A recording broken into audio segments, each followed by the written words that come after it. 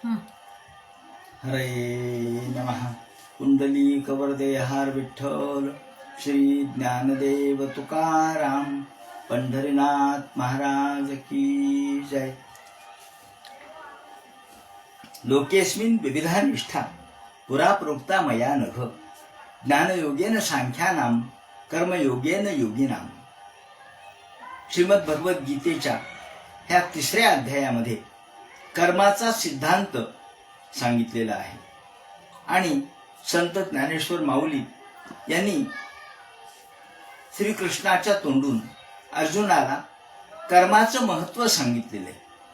प्रारंभी जेव्हा अर्जुन संभ्रमित अवस्थेत आहे आणि ज्ञान भगवान गोपाल कृष्णांनी 2ऱ्या अध्यायात सांगितल्यानंतर तो म्हणतो मी पुन्हा या कर्मामध्ये का पडू, कर्माच्या चिखलामध्ये तू मला का पाडतोयस आणि एखाद्या आंधळ्याला चांगल्या वाटेच्या ऐवजी खड्ड्या खुड्ड्याच्या वाट्याला का जायला लावतोस. असं म्हटल्यानंतर गोपाल कृष्ण हसतात आणि म्हणतात अरे अर्जुना, लोकेस्मिन् विविधा निष्ठा पुरा प्रोक्ता मया नघ. मया नघ या ठिकाणी अर्जुनाला जे विशेषण वापरले अनघ विशेषण आहे. निष्पाप अर्जुन निष्पाप आहे, अर्जुन निरागस आहे, अर्जुनाचं मन निर्मळ आहे आणि म्हणून मया नघ. हे अर्जुना, मी ज्या तुला 2 गोष्टी सांगणार आहे त्या समाजामध्ये फार पूर्वीपासूनच आहे. अगदी प्राचीन कालापासून पुरा प्रोक्ता. फार पुरा म्हणजे फार पूर्वीपासून सांगितलेल्याच आहे. एक ज्ञान, दुसरं कर्म आणि हे दोन्ही एक ज्ञानयोगू म्हणजे जो सांख्य अनुष्ठीजे, ज्याला ज्ञानयोग असं म्हणतात, तोच सांख्ययोग आहे. सांख्य म्हणजे ज्ञान आणि हे ज्ञान परमात्मा विषयक अद्वितीय असणाऱ्या ईश्वराच्या संदर्भातील विश्वैक्याचं ज्ञान, ब्रह्मैक्याची अनुभूती म्हणजे ज्ञान. आणि ज्या ठिकाणी तद्रूपता आहे, जेथे ओळखी सवे पाविजे तद्रूपता, भगवंताच्या रूपाशी तन्मय होणे, एकरूप होणे, विश्वरूप होणे, विश्वात्मक होणे, ब्रह्मरूप होणे, याला म्हणतात ब्रह्मावस्था, याला म्हणतात ज्ञानावस्था. आणि एक कर्मयोग जाणं जे साधक जन निपुण. एक ज्ञानयोग आहे, दुसरा कर्मयोग आहे. शब्दाने ज्ञानयोग वेगळा आहे आणि कर्मयोग वेगळा आहे. हे जरी खरं असलं आणि दिसायला जरी दोघे मार्ग भिन्न असले तरी हे मार्गू तरी दोन्ही परी एकवटती निदानी. परंतु याचा अंत किंवा याचा समारोप एकाच ठिकाणी होतो. ज्ञान आणि कर्म हे जरी भिन्न भिन्न मार्ग असले तरी एकाच ठिकाणी येऊन मिळतात. ज्याप्रमाणे वेगवेगळ्या ठिकाणचे रस्ते हे अंतिमतः चौकामध्ये येऊन मिळतात. कुठूनही या, कोणत्याही रस्त्याने या, आपण चौकातच येतो. का बरं चौकात येतो? अहो, चौकातूनच सगळे रस्ते बाजूला फिरतात, फुटतात आणि पुन्हा चौकामध्येच येऊन मिळतात. जसं कोणताही चौक यामध्ये 4 रस्ते एकत्र मिळालेले असतात, तिथून रस्ते वेगवेगळे होतात. त्या वेगळ्या रस्त्याने आपण वेगळीकडे जातो, पण अंतिमतः हे दोन्ही मार्ग एका ठिकाणी येऊन मिळतात, ते म्हणजे चौकात. म्हणून ते म्हणतात की जरी हे मार्ग तरी दोन्ही परी एकवटती निदानी. अंतिमतः हे एकच होतात. जैसी सिद्ध साध्य भोजनी तृप्ती एकी. मौलींनी अनेक ठिकाणी वेगवेगळे उदाहरण दिले आहे. त्यामध्ये तृप्तीचं एक उदाहरण आहे. तृप्ती म्हणजे काय? जेव्हा आपण अन्न खातो, भोजन घेतो, भागवतामध्ये देखील असंच म्हटलेलं आहे की एकाच वेळेला एकाच अन्नाच्या घासाने आपल्याला तृप्ती प्राप्त होते आणि त्याच वेळेला भूक देखील शमून जाते. तुष्टी पुष्टी ह्या दोन्ही गोष्टी, तुष्टी आणि पुष्टी या दोन्ही गोष्टी एका घासाने प्राप्त होतात. एकाच जेवणाच्या भोजनाच्या ग्रासाने दोन्ही गोष्टी प्राप्त होतात. जेवणाचा घास एकच आहे, पण प्राप्त दोन गोष्टी होतात, एक तृप्ती म्हणजे पुष्टी आणि तुष्टी. पुष्टी म्हणजे आपलं बल, सामर्थ्य वाढतं, शक्ती येते. आणि तुष्टी म्हणजे आनंद होतो. कारण रसनेला जे पदार्थ प्राप्त होतात, जे मिळतात, जे रसना अनुभवते, तो अनुभव आनंदाचा असतो. म्हणून एकाच घासाने आपल्याला आनंदही होतो आणि समाधानही होतं. ज्याप्रमाणे ते म्हणतात तुष्टी आणि पुष्टी जशा एका घासाने प्राप्त होतात, त्याप्रमाणे ते म्हणतात की एकाच गोष्टीमुळे कर्म आणि ज्ञान हे दोन्ही प्राप्त होतं आणि ह्या दोन्ही गोष्टी एकच आहेत. याप्रमाणे ते म्हणतात जैसी सिद्ध साध्य भोजनी. सिद्ध आणि साध्य, भोजन सिद्ध झालं आणि भोजन साध्य झालं. भोजन तयार झालं आणि भोजन मिळालं. तेव्हा या दोन्ही गोष्टी, केवळ जेवण तयार झालं, भोजन तयार झालं म्हणून आपल्याला तुष्टी प्राप्त होत नाही, पुष्टी प्राप्त होत नाही, तर जेवल्याशिवाय त्या भोजनाचा आनंद प्राप्त होत नसतो. त्याप्रमाणे का पूर्वापार सरिता भिन्न दसती पाहता मग सिंधू मिळणे ऐक्यता पावती शेखे. नद्या जरी भिन्न भिन्न असल्या तरी नद्यांचा संगम होतो आणि नद्या पुन्हा समुद्रालाच मिळतात. त्याप्रमाणे आधी जरी हे दोन मार्ग भिन्न असले तरी ते एकरूप आहेत. आणि मग एकरूप कसे आहेत हे सांगताना त्याची साधन सामुग्री कशी भिन्न भिन्न आहे हे माऊली सांगतात. आणि यामध्ये एक उदाहरण दिलेलं आहे, दृष्टांत दिलेला आहे. का उत्प्लवन सरिसा पक्षी फळाशी झोंबी जैसा. एखाद्या झाडाला फळ लागलेलं आहे, आंब्याच्या झाडाला आंबा लागलेला आहे. हा पाडाला आलेला आंबा, पिकलेला आंबा पक्षाला देखील आकर्षित करतो आणि मानवाला देखील आकर्षित करतो. मग मानव आणि पक्षी हे दोन्ही त्या फळासाठी उत्सुक असतात. पण पक्षी मानवाप्रमाणे हळूहळू जात नाही, तो फांद्या फांद्यावरून चढत नाही. तर तो काय करतो, तो पाहता क्षणीच उडतो आणि ताबडतोब त्या फळाला पकडतो. पक्षी फळाशी झोंबे जैसा उत्प्लवन सरिसा. उत्प्लवन म्हणजे उडी मारणे, उड्डाण करणे, अर्थात उडणे. पक्षी पटकन उडतो आपल्या पंखाच्या साह्याने आणि ताबडतोब त्या फळाला जाऊन पकडतो. पण माणसाला तसं उडणं शक्य नाही. मग माणूस काय करील ते म्हणतात, तो हळूहळू ढाळे ढाळे केतुले के वेळे मार्गाचे निश्चित बळे पावे शेखी.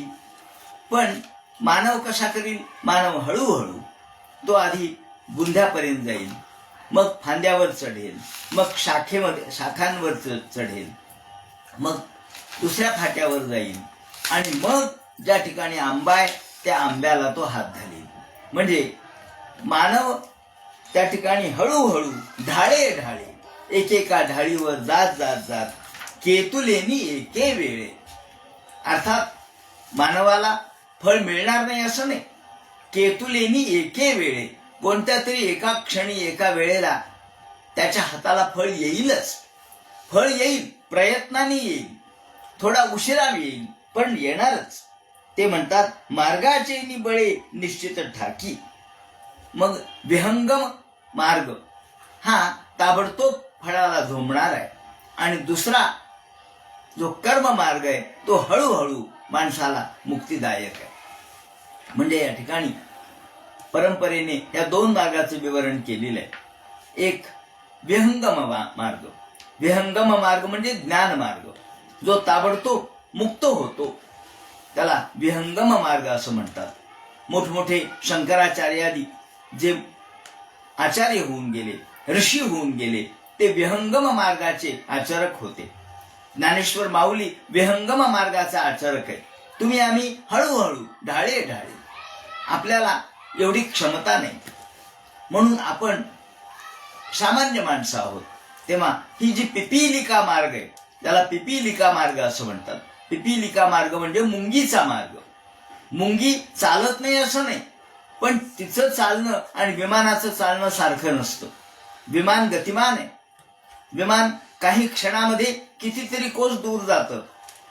मुंगी एवढी जाणार नाही, पण ती हळूहळू जात जात जात या जन्मात नाही तर पुढच्या जन्मात, नाही तर 10 जन्मांनी, नाही तर 100 जन्मांनी ती निश्चित ठिकाणी जाईल. हे मात्र निश्चित. माऊलींनी हा निश्चित अशा प्रकारचा आत्मविश्वास या ठिकाणी दिलेला आहे की तुम्ही योग्य कर्म करत करत गेलात म्हणजे तुम्हाला योग्य फल प्राप्त होणारच, याची शाश्वती आहे. पण त्यासाठी मार्गाचे निश्चित बळी. मार्ग सोडलाही नाही पाहिजे, मार्ग योग्य साधला पाहिजे आणि त्याचं बळ पक्क पाहिजे.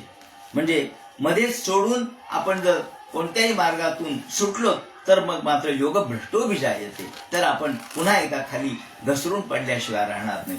म्हणून ते म्हणतात, ते देखे उत्प्लवन सरिसा पक्षी फिळास धुंबे जैसा, सांगे नरू केवी तैसा पावे. माणसाला तसं जाता येईल का? नाही जाता येणार. तो हळूहळू ढाळे ढाळे केतुलेनी के वेळेत मार्गाचे निश्चित बळे पावे शेकी तैसे देख पा विहंग ममते अधिष्ठुनी ज्ञानाते सांख्य सद्य मोक्षाते आकळीती. त्याप्रमाणे विहंगम मार्गाने जाणारे सद्योमुक्ती त्याला म्हणतात. विहंगम मार्ग म्हणजे सद्योमुक्ती. आणि दुसरा आहे क्रममुक्ती. याचं विवरण आपल्याला भागवताच्या 2ऱ्या स्कंधामध्ये परीक्षित राजाला शुकाचार्यांनी केलेलं दिसतं. एक विहंगम मार्ग म्हणजे सद्योमुक्ती आणि दुसरी क्रममुक्ती, हळूहळू. मुंगी जसे हळूहळू जाते त्याला पिपीलिका मार्ग असं म्हणतात. म्हणून विहंगम मार्ग आणि पिपीलिका मार्ग, ज्ञानमार्ग आणि कर्म मार्ग, अर्थात हे दोन्ही मार्ग जरी भिन्न दिसले तरी अंतिमतः ते फलप्राप्तीसाठी उपयुक्त आहे. वेळ लागेल कदाचित, परंतु वेळ लागला तरी सुद्धा मार्गाचं पक्कपण, आपल्या मनाचा निश्चितपणा तो आपल्याला योग्य ठिकाणी नेणार आहे. म्हणून ते म्हणतात, देखे पा विहंगम मते अधिष्ठोनी ज्ञानाते सांख्य सद्य मोक्षाते आकळीती एर योगी ये कर्माधारे विहिताची निराचारे पूर्णता अवसरे पावते होती. बाकीचे एरी जे ज्ञानी नाहीत, जे सामान्य आहेत, माऊलींनी या ठिकाणी सामान्यांसाठी असलेला मार्ग सांगितलेला आहे. सामान्यांसाठी मार्ग कोणता आहे? कर्ममार्ग. आणि ज्ञानी लोकांसाठी आहे तो ज्ञान मार्ग, अर्थात विहंगम मार्ग. सगळे ज्ञानी नाहीयेत, सगळे शंकराचार्य असू शकत नाहीत, सगळे ज्ञानेश्वर माऊलींच्या इतके श्रेष्ठत्वाला पोहोचू शकत नाहीत. म्हणून सामान्य माणसाला कोणता मार्ग आचरावा हे अर्जुनाच्या संदर्भात सांगत असताना ते म्हणतात की अर्जुना, तू आता या कर्म मार्गाच्या दृष्टिकोनातून म्हणून अधिकार तैसा करू उपदेश. तुझा अधिकार काय? ज्ञानाचा तुझा अधिकार नाहीये, कर्माचा तुझा अधिकार आहे. आणि म्हणून जीवाचा अधिकार हा कर्म असल्यामुळं जीवाने कर्म प्रवृत्त व्हावं आणि कर्माने मुक्ती मिळवावी. त्याला उशीर लागला तरी चालेल. कदाचित 1 जन्म पुरणार नाही, 10 जन्म, 50 जन्म, 1000 जन्म, कोटी जन्म घ्यावे लागतील, परंतु शतजन्मभिस्यात्. रुक्मिणीने सुद्धा श्रीकृष्णाला पत्र लिहिल्यानंतर म्हटली की जर तुम्ही या जन्मात मला प्राप्त झाला नाही तर शतजन्मभिस्यात्, मी 100 जन्म घेईन, हजारो जन्म घेईन, पण तुम्हालाच प्राप्त करीन. याला म्हणतात निश्चिती. हा निश्चयाचे बळ, तुका म्हणे तेची फळ. त्याप्रमाणे हा फलप्राप्तीसाठी आपल्याला निश्चित मार्गाचं अवलंबन माऊलींनी या ठिकाणी सांगितलेले आहे. म्हणून आपण या ठिकाणी आता पुढे ते म्हणतात, वाचोनी कर्मारंभ उचित न करिताची सिद्धवत कर्महीना निशित होई जेना. पण कर्म करणं आवश्यक आहे. कर्म न करता आपण केवळ ज्ञान मार्गाने जाणं म्हणजे, एक उदाहरण फक्त देतो आणि थांबतो की एखादी नवीन आलेली सून असते आणि तिला वाटतं आपण सासूप्रमाणे आता ज्ञानी झालो, मला सगळं येतं असं म्हणून जर ती फक्त बोलघेवडेपणा करू लागली, येत तर तिला काहीच नाही पण बोलघेवडेपणा करू लागली तर ते योग्य नाही. तिला आधी कर्म करणं भाग आहे. सासू इतके टक्के टोणपे तिला खाणं भाग आहे. मग हळूहळू तिला तिच्या स्वयंपाकामध्ये म्हणा, तिच्या कार्यामध्ये म्हणा कुशलता प्राप्त होईल. अन्यथा ती जर म्हणायला लागली की आताच मी बनचुकी झाले तर ते योग्य नाही असं माऊली म्हणतात. म्हणून कर्म न करता आपण कर्मापासून परावृत्त होणे म्हणजे एका अर्थाने या संपूर्ण जे स्वरूप आहे जीवनाचं त्याला मुकणं असं त्यांनी अर्थ सांगितला. आणि म्हणून फळापासून आपण तर हजारो योजने दूर जाऊ असं माऊली म्हणतात. बाकीचा भाग उद्याच्या चिंतनात. हरे नमः. पुंडलिक वरदे हर विठ्ठल.